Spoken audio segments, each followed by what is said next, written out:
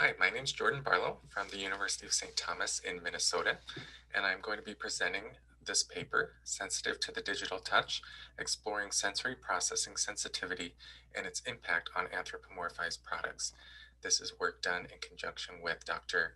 Lingyao Ivy Yuan from Iowa State University. In this study, we took a look at anthropomorphism. When we hear and or see an inanimate object with triggering human-like features, our brain automatically ascribes human form to the object, even when we consciously know it is not human. And this is the process of anthropomorphism. How many of us have felt emotion when talking to Alexa, Siri, or Google Assistant? When we anthropomorphize, we trust more, we have the potential to lose more self-control, and we consume more. When we anthropomorphize instructional agents, we can learn more from them. These are all effects that have been studied in previous research. Anthropomorphism has the potential to influence behavior, attitudes, and perceptions. Products themselves, like Siri or Alexa, can be anthropomorphized, or any product can be advertised in an anthropomorphized manner. Even though anthropomorphism is an automatic and natural process, it can vary from person to person. So in this study, we wanted to look at how this process can differ between individuals with different individual level trait characteristics. Specifically, we looked at sensory processing sensitivity, or SPS. It's sometimes called environmental sensitivity. SPS is defined as a basic temperament or personality trait categorized by sensitivity to both internal and external stimuli, including social and emotional cues. People with higher levels of SPS have been shown to be more bothered by things like tags on their t-shirts, things that you can feel. They feel more overwhelmed in a crowd of people. Really, the smaller details jump out to people with higher SPS, and the brain needs more time to sort through information because people with high SPS can feel easily overstimulated. So the idea of SPS can be broken down into its two parts: sensory processing, which is referring to the different senses that need to be processed: touch, hear, see, taste, smell, as well as social cues that can come in that also need to be processed by the brain. And when we talk about sensitivity, we're talking about levels of arousal and responsiveness, which can be positive or negative. SPS is related to other personality constructs. So previous research has shown a strong link between SPS and introversion, although they are distinct constructs, but they are related to each other. People who are introverted are more likely to have higher levels of SPS. There's also a weak correlation to neuroticism. SPS does not represent a disorder or a cognitive abnormality, so it's fundamentally different from clinical diagnoses of sensory disorders. It's found in the general population fairly commonly to have people that have higher levels of SPS. So what we wanted to look at in this study is, do people with different levels of SPS behave differently towards anthropomorphized products in e-commerce? So we have three hypotheses that we studied. Number one, we looked at, do individuals' sensory processing sensitivity level, is that positively related to perceived anthropomorphism towards anthropomorphized products? So high SPS leads to high awareness of an environment. People tend to be more empathetic and more responsive to cues. We believe that anthropomorphized products have a large amount of sensory information that can be picked up by those who are more sensitive to it. The more SPS that an individual has, the more likely they are to develop an emotional relationship with what they are viewing in a product, and particularly its anthropomorphized features. Our second hypothesis is extending prior research of ours and others. Dr. Yuan, my co-author, has done a lot of research in this area, and she's found that perceived anthropomorphism in individuals can lead to a higher willingness to pay for products. So we are hypothesizing that again here in this study to strengthen the literature in this area of how anthropomorphized products are related to people's willingness to pay for them.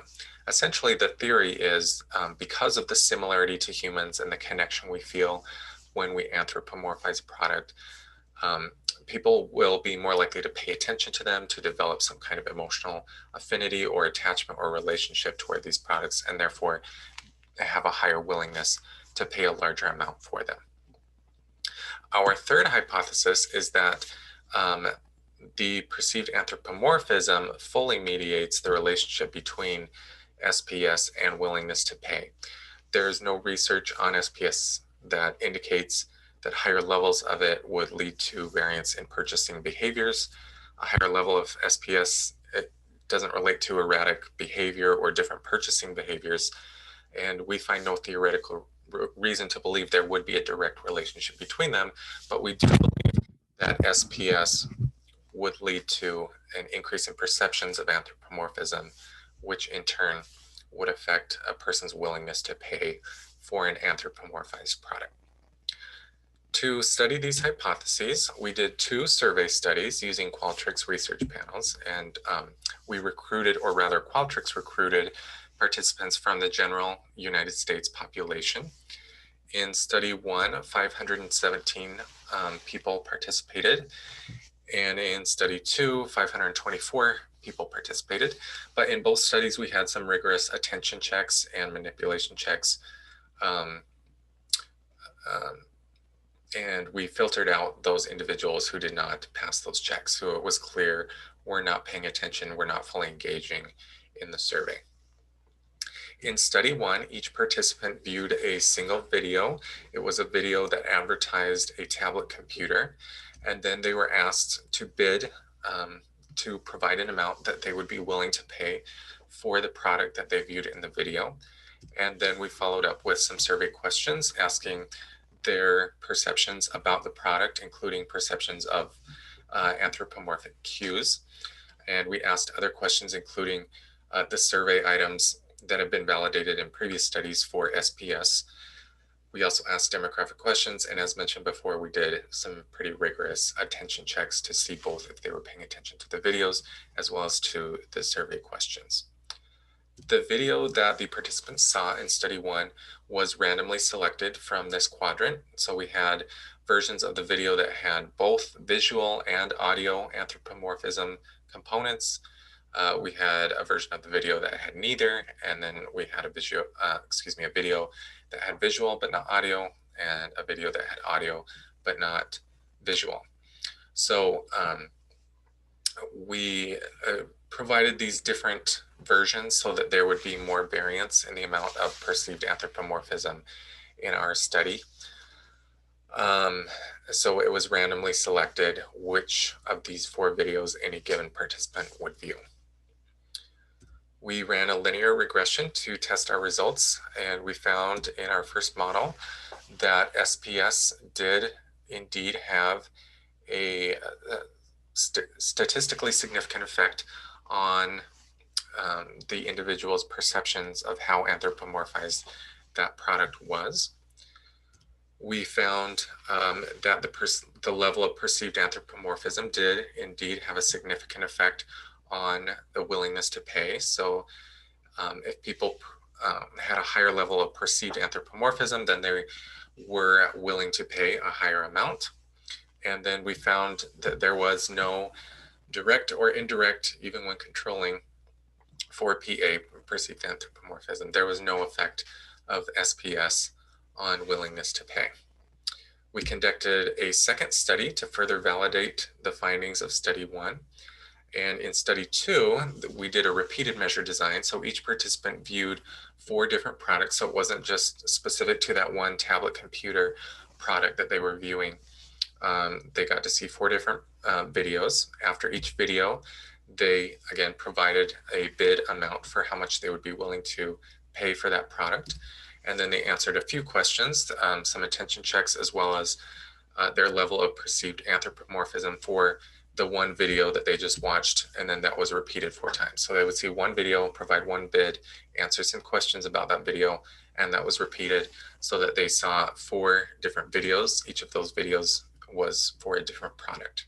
And then at the end of those 4 iterations, they completed the rest of the survey with the individual characteristics such as SPS and the demographics and further attention checks. The videos that were seen in study 2 were one from each of these products: a tablet computer, a laptop computer, a camera, and a TV. So each participant saw one video for each of these 4 products.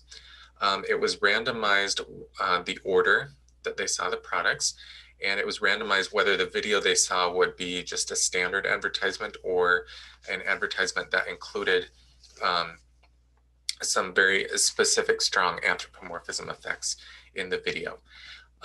We made sure that each participant viewed two videos that were anthropomorphized and 2 that were not. So that was true for every single participant: 2 anthropomorphized videos, 2 not. And the order, again, was randomized. So there was a lot of variation in the products and the level of anthropomorphism that each participant viewed. For study 2, we used HLM, which is a software product that runs hierarchical linear models. It's good for repeated measure studies, and we found results that matched in our first study. We found that SPS did have an effect on the level of perceived anthropomorphism. We found that anthropomorphism in turn had a strong effect on individuals' willingness to pay for the product in the video, and we found that there was no direct effect of SPS on willingness to pay. We did also find with our control variables that a few of those were significant. So income was significantly related to willingness to pay, which was not surprising. We found a gender effect in that females were willing to pay more for products on average than males. And then we included each of the 4 products as a control variable because there was, of course, variation in the amount people were willing to pay for different products. And so, of course, we included that as a control. So to sum up, we found support for our 3 hypotheses: direct effect of SPS on anthropomorphism, direct effect of anthropomorphism perceptions on willingness to pay, and no direct effect of SPS on willingness to pay.